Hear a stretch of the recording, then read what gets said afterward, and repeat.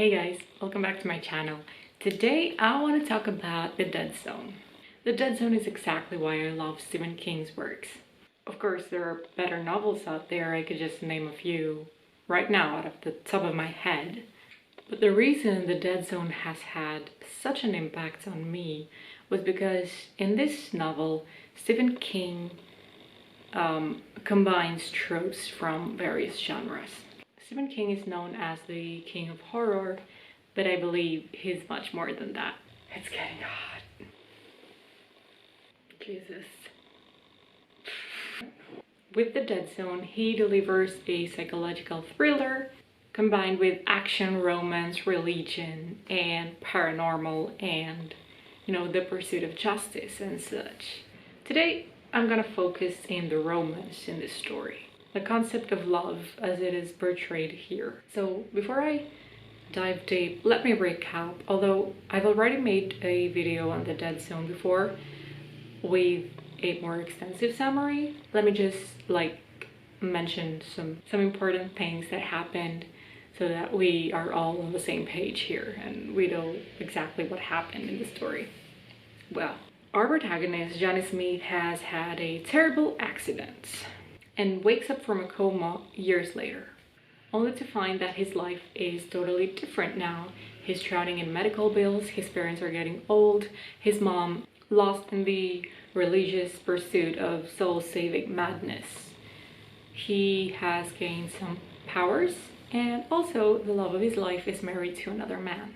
There are so many things going on in this story, literally, since this story follows Johnny's entire life, actually. But today, we'll focus on his doomed and oh so sad love life. And specifically, we're gonna focus on the lady's point of view in this story because I'm a lady and that makes more sense.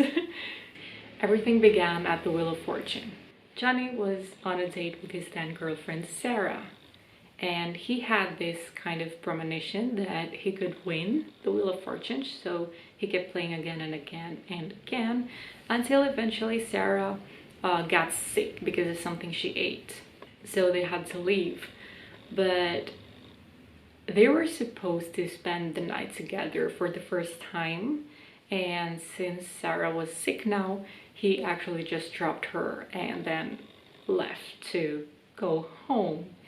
We, the audience, know that that was when the accident happened, but Sarah didn't know that. So let me just get into her shoes for a second here. A young woman is so in love with her boyfriend and they're about to get physical, but she gets sick and it doesn't happen, and then she never hears from him again. This is so eerily similar to a married couple I met a couple of years ago. It's so eerie and terrifying. Anyway, being a woman myself, and the fact that it is not uncommon for men to disappear, and that's not to say that women don't ghost too, they do. But just in the history of humankind, it's been more common for men, for cis men, to ghost. And I think it's really insecure people who tend to disappear. But I'm no expert. Thing is, when you hit it off so well with someone, like in the case of Sarah and Johnny, and you're young and in love and probably believe in the whole eternal love BS, it's gonna hurt. It's going to hurt. So then Sarah finds out about the accident and the guilt comes in. She thinks that if she hadn't gotten sick, Johnny would have stayed at her place and would have never gotten into the accident, which is true, but also it's not her fault.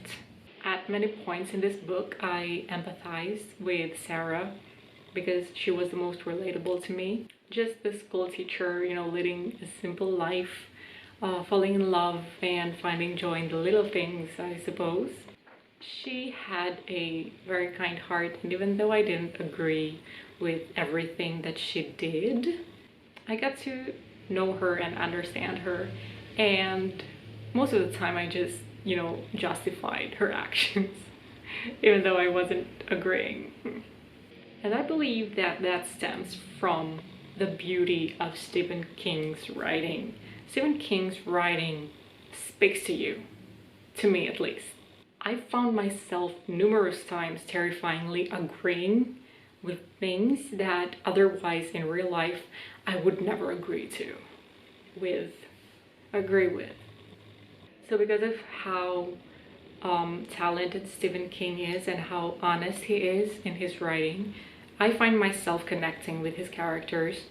But this time I connected with Sarah the most because she's just a young woman like me.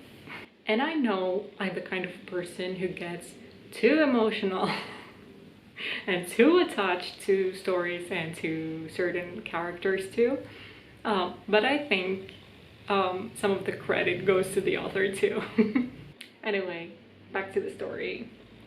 It kind of hurt me to see Sarah blame herself for everything, because I know that I'm the kind of person to blame myself whatever happens.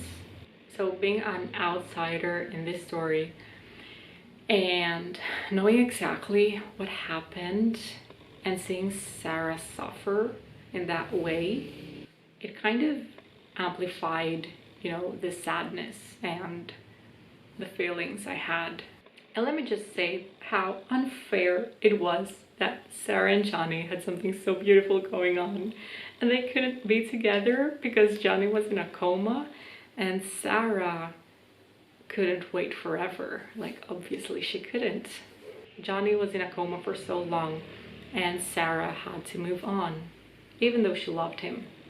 She started dating again until eventually she got married to another man.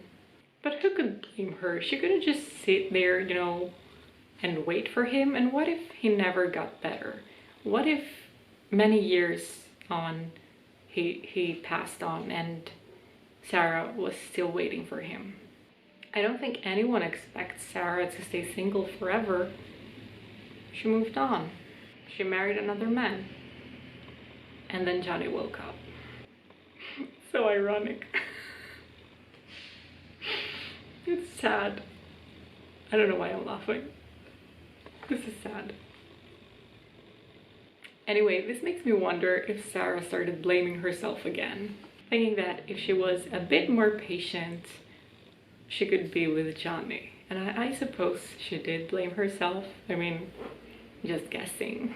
I can't imagine being in Sarah's place, married but in love with another guy and feeling guilty about everything.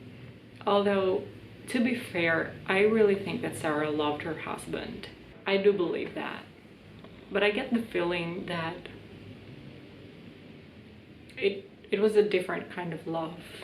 Like, her love for Johnny was that pure Franz and Milena kind of love, or Albert and Maria, or Virginia and Vita, Even though these real-life people were so in love with each other and were expressing that love in their letters in ways that are so heartwarming and heart-wrenching at the same time, I also don't think that these individuals, didn't love their spouses.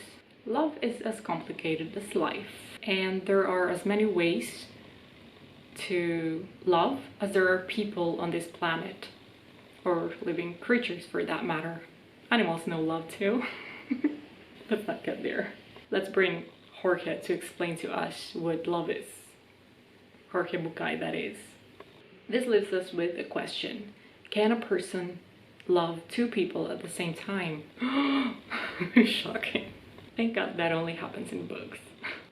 Oops, Albert and Maria were real people. Oops. As you may guess, Sarah and Johnny never had closure, and that hovered over Sarah for eternity. Even though for Johnny it seemed that their date night at the Wheel of Fortune was the night before, for Sarah, it's been ages. It's been years since she was on a date with Johnny, and I think that she remembers she remembers him as something, sweet and divine. Kind of romanticizing the idea of him, like it always happens when you love someone from afar. It's what happened to all those people I mentioned earlier. If they were living together, nagging each other each night about whose turn it is to do the dishes, there would never have been love letters to begin with. So to all you young people reading those love letters and wishing that you could have something like that, just stop. Stop. Yeah, okay, they were in love.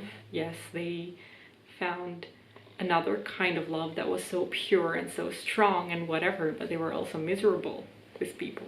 Though I shall add that they were lucky in this misery and melancholy kind of living.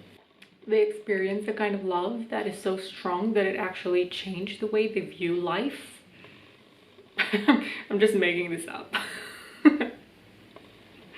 All I'm saying that their love was strong, and they also actually got to love the person for a very long time without going through bad moments, so to speak. And I know that being away from someone counts as bad moments.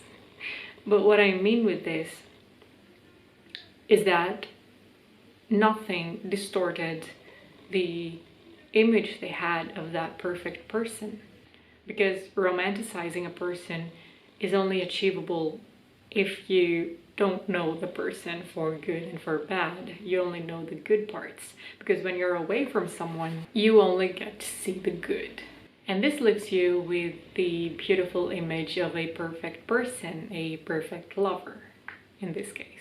So this leads us to the question, is it worth seeking closure in these cases of the purest of loves?